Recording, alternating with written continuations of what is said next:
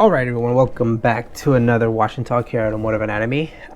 So today, obviously, the cars are the fenders are destroyed, as you guys can tell. Let me address some comments. The thing about social media, which is cool and it's not cool, is the fact that everybody can voice their opinion. And some comments, you leave a comment and then you kind of go about your day, but then I have to read them, because I actually take the time to read. And then sometimes, I'm like, okay, gotta be strategic on how I want to respond to this, because I don't want to get into an argument match with a stranger, nor do I want people to feel like their comments is not valid, but just what I mean by that is, had a few people were like, oh, those wheels are not going to fit, get different specs.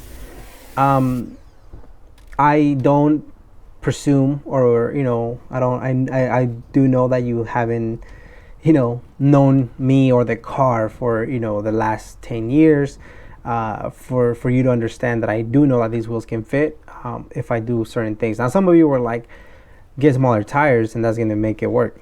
Yes, I do understand that. Thank you. However, I've had like 8 different crack inner barrels that it just gets tiring. So that's the reason why it has the beefy tire setup.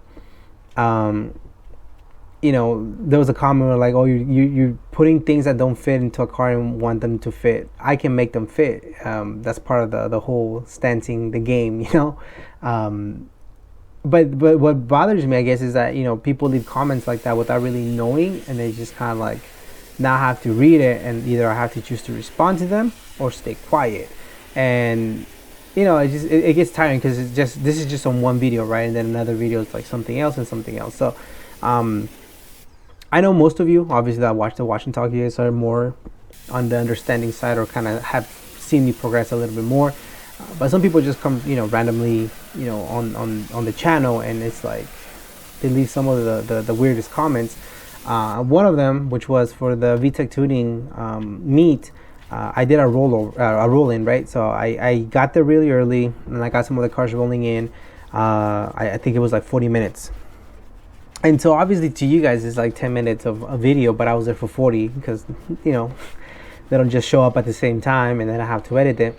And then on top of that, I started doing the walk around, and then some of that I had to spend time talking to people. I also want to enjoy myself being there. And so yes, the walk around is not going to be as long as they used to be. And I had somebody leave a comment. It's like, oh, you're starting to show cars that you like only. You don't show all the cars. If you're trying to get more views and you gotta do this, blah blah blah. And I was like, what in the world? Like, at the end of the day, guys, it's like the entitlement behind some of these comments, they get tiring. I'm not gonna lie. And I responded to the guy. I said, look, or the girl, I don't know. I responded. She said, look, I did a 40-minute rolling video, plus I did a 10-minute walk around, plus I needed to enjoy myself. That in itself is like 2-3 hours. People don't see it, and then I get to go home, right? And so it's crazy to think that people feel very entitled to just say, oh, you need to do this. And so almost like the guy was like, like I'm getting punished because I didn't do things his certain way. And I'm like, well, it's crazy. It makes me not want to do anything at all, to say the least. But yeah, kind of just want to share that with you guys, just because I do take the time to read the comments. I do take the time to respond.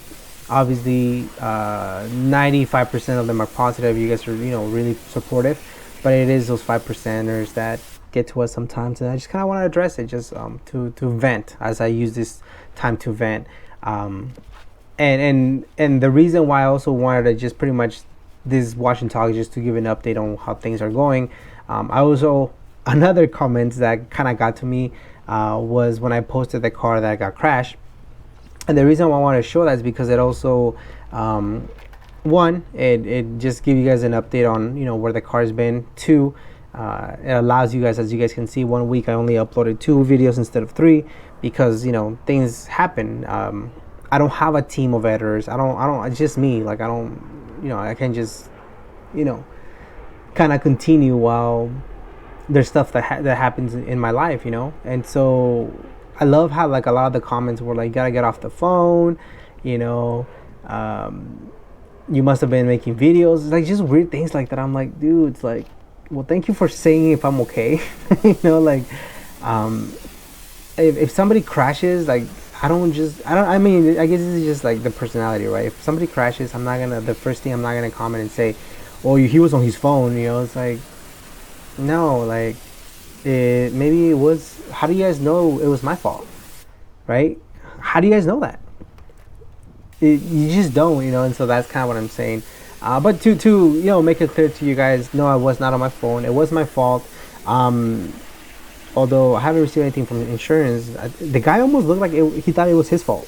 So it makes me believe that he just stopped for no reason. I just happened to be looking at a different direction. I was looking at a car 2 lanes over, and I was listening to my podcast coming home from work. And I was in such a like just focus type of mentality. I was like in a peaceful mindful. I was listening to Ed Milet. He was interviewing the guy from what was it? Was it Reebok? No, I don't think it was Reebok. It was, I can't remember which interview he was talking to.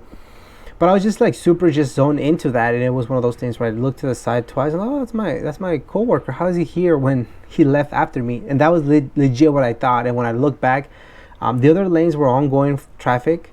The truck had stopped, and I slammed on the brakes, and it's too late. And I was going like 35 miles an hour, so thankfully I wasn't going fast. But yeah, it's my fault at the end of the day. I didn't pay attention.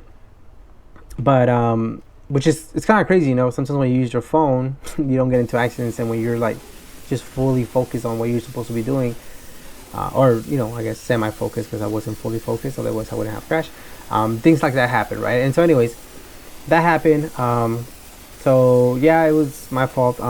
And we all make mistakes, but I'll for sure not. I've been much more careful. I think sometimes we're autopilot. I don't know if you guys have had that experience where you get to your destination and you're like, how in the hell did I get here? I think that's what happened to me. But anyway, so I kind of want to give an update. So what ended up happening while I'm changing all these wheels, at the time of this recording, Rosie actually has different set of wheels now. So this is kind of the update on what's been going on. So obviously I crashed the car the day after FM Spec had fixed it for me. So that's a bummer, because he went out of his way to come and help me on a Sunday. So I hit the car. Then at the same time, my brother, he's like, hey, your M7 is leaking. I'm gonna need the 18s back that you have on Rosie right now, because the jet line that I put as a spare, it rubs a lot because they're more aggressive. I said no problem. Well, at the time the jet lines were available, but I didn't have control arms, and so that's the reason why I destroyed my fender. They look like bacon. It's pretty bad. But because I didn't have the proper control arms, then I put the Civic EF control arms. That helped, but obviously a little too late. I had already buckled my fenders.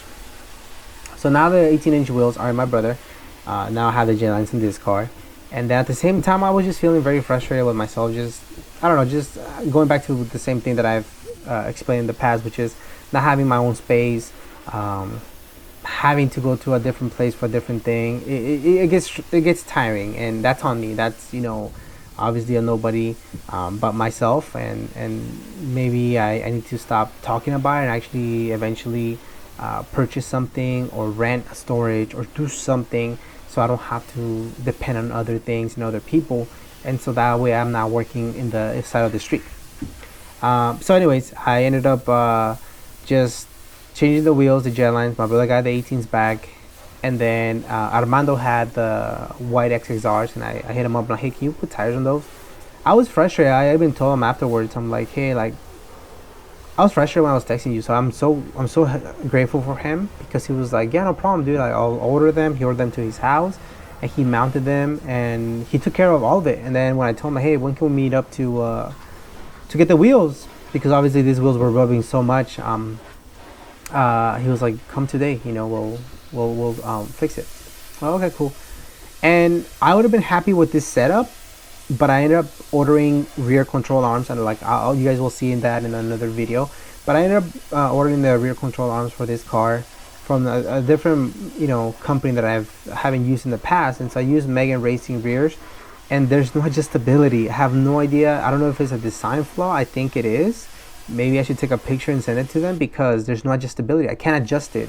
Or maybe that's what they are. They're supposed to be like OEM replacement. So when I end up, I don't think you guys are even gonna see that video. I'm not sure. I don't remember if I recorded it, but I replaced the rear camber arm, and literally the wheel sits the same. And until another moment of frustration, right? I was like, ugh. So that was the same day that I hit up Armando. I'm like, hey, I know the XXRs are not gonna they're not gonna rub. They're 17x7. They're baby specs, right? So I met up with him, and we were able to replace that. So I think my mission for me was, in the grand scheme of things, I don't have problems. I really don't. I think I have inconveniences. And so what my goal has always been is find solutions to your problems. And if you share what the problem is, and if you kind of write it down, and if you kind of think of what the problem, then you got to come up with solution, not just think about the problem. And so again, I don't have major issues when it comes to cars, but the inconvenience of the car being crashed. Now another big huge heads up and shout out goes to FM Spec, because the car got I got into an accident on a Monday, and that Saturday he's like, bring it by. And so that Saturday, 5 days later, like I haven't even, to this point, this video is going to come out first before the video where I show the damage of the car. That would be next week, and the car's already almost put back together, guys. Like, it's crazy how fast he's been working. And so I don't deserve such treatment, but he's been such kind individual that he's helped me out, and he sourced parts. And the day that we dropped off the car, Armando and I, we went, and then thanks to my brother, he let me use his AAA. So like, I am very, very well aware. Sorry about that. There's my neighbors throwing fireworks for whatever no reason. I guess they like to burn their money. But it's just so overwhelmingly humbling to have so many people help me out, and that goes without saying that yeah, part of it, you could say, we're creating a friendship and a service, but at the same time, like, really, like, FM Spec doesn't have to sneak me in. He's moving shops, and he's busy as it is. And so for him to do this such a hard job, which is to cut the front clip of another car in a junkyard, re-weld it, respray it, it's amazing, right? And then Armando to go with me, go to the junkyard that day, then get the tires and mount them, like, my brother helping me with AAA. So there's just so many different moving pieces that I'm just super grateful, and believe me, it does not go unnoticed. And then you guys, the people that showed love and support. I know that a lot of you guys order sweaters. I would be lying to tell you that the whole sweaters were to fix the car. No, those were already in my head for a long time. They just happened to be at the same time that I ended up crashing the car. And on that note too, I also wanted to make a comment about that. I really want to make sure that this comes across. I had my buddy Steve. He was like, hey, you seem happy. It seems like you don't care about the car. And I told him, like, hey man, like, I'm upset that I hit my car, but what I'm smiling about is the fact that nobody got hurt. I'm healthy, and that I'm not in the same financial position as I used to be when I was younger, when I first got into an accident back when I think I was 20. I got in the middle of a freeway. Somebody hit me from the back going like about 50 miles an hour, and then I hit a Mini Cooper in front of me. And back then I didn't make any money, and I considered getting rid of Jackie for about a minute, and I was like, no. So for 7 months it just sat. And so that's the crazy part. The crazy part is that I am not in that same situation, and that's why I was smiling. I was like, okay, I'm good. I'm healthy. My health is good. I don't have to worry about that. And so now let's rebuild the car. Now I'll be honest with you guys. I did not want to spend more money on Jackie at this very moment. I was just happy to drive her. That was the goal. Have other bigger fish to catch, and this happened, and so it was a no-brainer right away. I was like, I'm gonna spend whatever I need to spend to get her back on the road. If it was fixable, the good news is that it is. And so like I said, at the time of this recording, the car is almost back to one piece, he's probably gonna respray it. Big shout out to Oscar, my buddy Oscar with the Accord Coupe. He hit me up. He's like, hey, I have the hood for you, so you don't have to spend on that. And so he hasn't charged me. I hit him up and he gave it for me for free. And so again, there's so many people that reached out like, hey, anything I can help, and so that means a lot. So I just want to make sure that comes across. I do not take my cars for granted, especially Jackie. I don't want you guys to think that I don't care about it, or that I don't care about the damage, or no, I legitimately care. But I also smile because that is my biggest issue at the moment. So I'm good, man. Life could be worse, that's the biggest thing. And then you hear real like problems, and then you realize like, shoot, my car is nothing. Like, and I've always said, as much as I love Jackie, if I ever happen to be in an emergency that I need money, that car's gone. Like, I'll get rid of it. I'll do what I have to do to make sure that I take care of whatever emergencies at hand. But obviously, you guys know that I'm a very budgety and conservative when it comes to spending and all that good stuff. So I try to make sure that I'm not in that situation. And so that's why my cars look the way they look. Could they have a K-swap? Could they have all these crazy stuff? Yeah, they could, but that doesn't bring me as much joy as feeling somewhat a little bit of quote-unquote security. But yeah, man, I really miss doing these washing talks. It's just, I think part of it is just being lazy and not washing the cars. And right now that I hadn't washed this car, now it feels good to be able to drive her, and I can't wait to drive Jackie too. It's gonna be scary because I'm like, damn, if it gets damaged again, I don't want to spend more money on it, but we'll see. But another reason why FM Spec is working so hard to get the car done is because he's trying to surprise me. He told me, but he's like, hey, I really want you to drive the car up north to Sacramento on the 28th. There's an Accord meet in Sacramento, the Accord Experience, and he's like, take this car, because that was the original plan. And I had told him the original plan with FM Spec was for me to drop off Jackie at his mom's house. And I was well aware that was going to take 3 to 6 months. But he's like, nah, let's just bring it to my shop. I have my tools here, and that way you can take it to the Core Experience. I'm like, dude, that's like in 2 weeks. He goes, don't worry about it. I'm going to work, and he has been working very hard. So, but if not, I was going to take this red one. I was going to take Rosie. But as of now, I think I'm scheduled to take the other one. I'm probably going to put a whole bunch of tape in the front end because it's just going to be freshly painted. And we'll see. But and obviously, I'm going to be recording that. I don't know how I want to record that. I don't know if I want to do just one massive vlog. Or do I want to break it into just the trip itself and then the actual meet? I don't know. I'm still kind of playing with the idea, but I am trying to push myself for you guys to, for myself obviously, but for you guys as well, to see something different, right? To see different builds, to see a different environment, to just be in a different environment with me, and that's what I'm trying to do. Just take you guys along with me, because this is going to be new for me, driving 6 hours plus. Francisco's gonna go with me. He's taking his Accord Coupe, which is gonna be super exciting. I hope we don't break down. I hope we make it safe, and I hope there's no big hiccups on the way over there or on the way back. And so it's gonna be a crazy, crazy little experience. I think Armando's gonna go too, so it should be a good time. It's gonna be just a good times. That those are two of my closest friends, and just to be able to enjoy this and have these moments.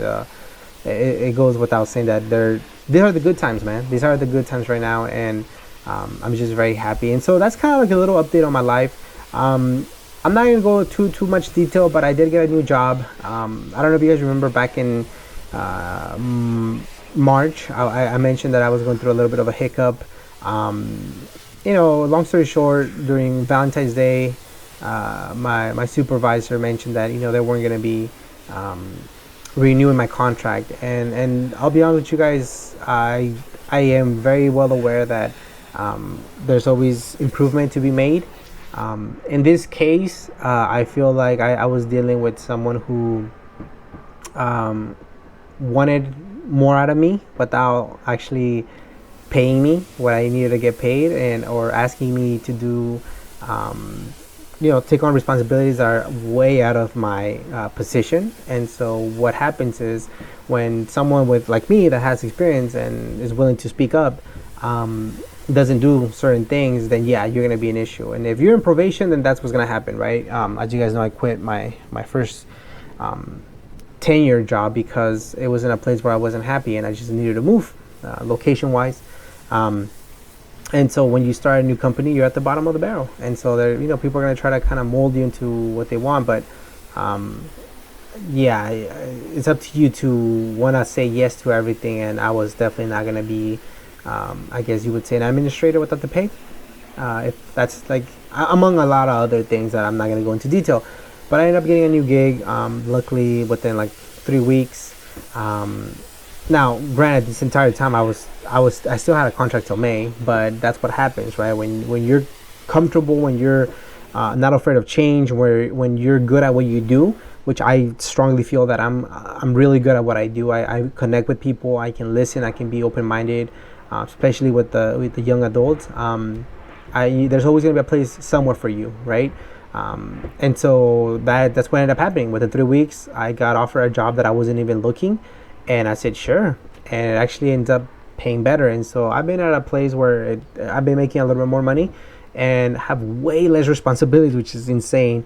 But it's just the way it is. Sometimes I didn't want to move from my other gig because it was close to my house, and this new gig, it only added 5 minutes to my commute. Kid you guys not.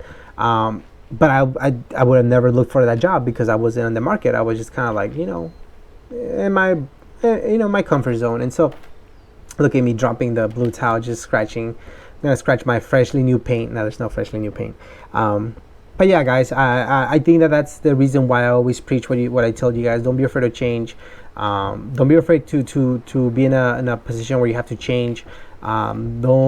Comfort kills a lot of different things, man. It kills creativity.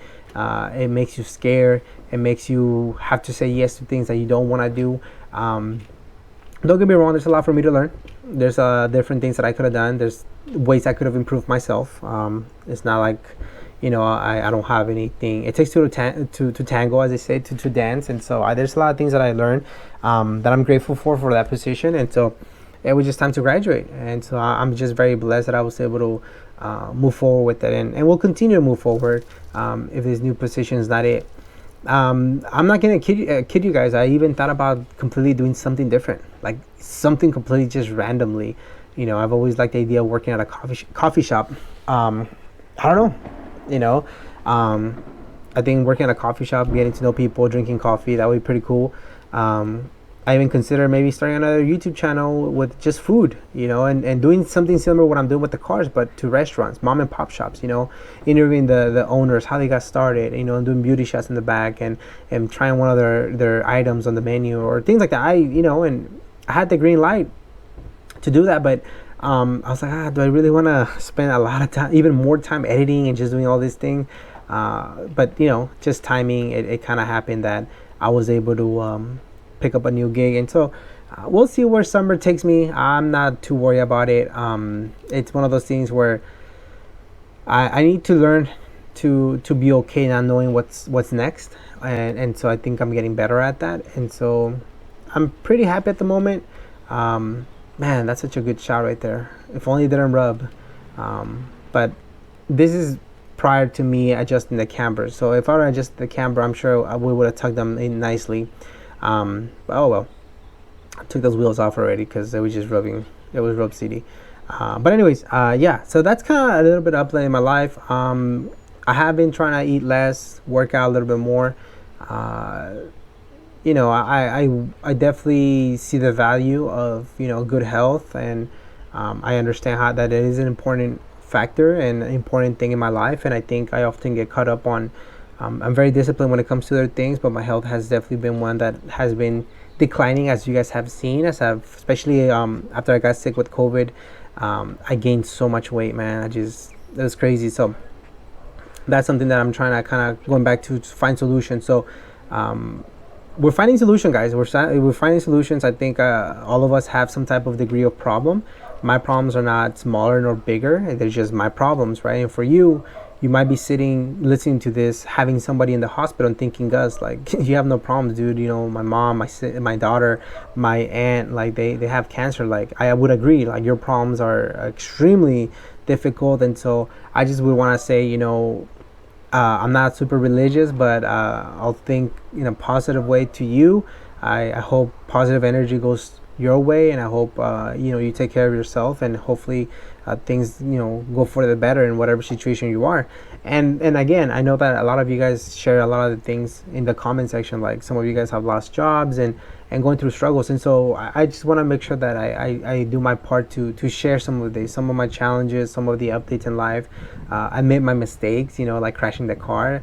I could lie to you guys and say, oh no, this car, all these crazy stories, and I would be lying to you guys, and it just doesn't make sense.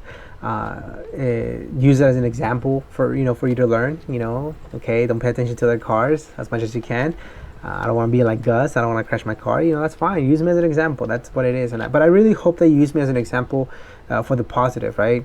That's hopefully what I'm trying to kind of show with you guys. Life is beautiful. Life is short. Life is fragile. And so if me washing my car and just talking nonsense for 25 plus minutes brings you some value, I appreciate you, and I really am humbled that I'm able to do this, because that goes to show you how good my life is, right? That I have some people that are listening to me and kind of getting some value out of it. So in what world, in what year? So that's been the update that I've been going through.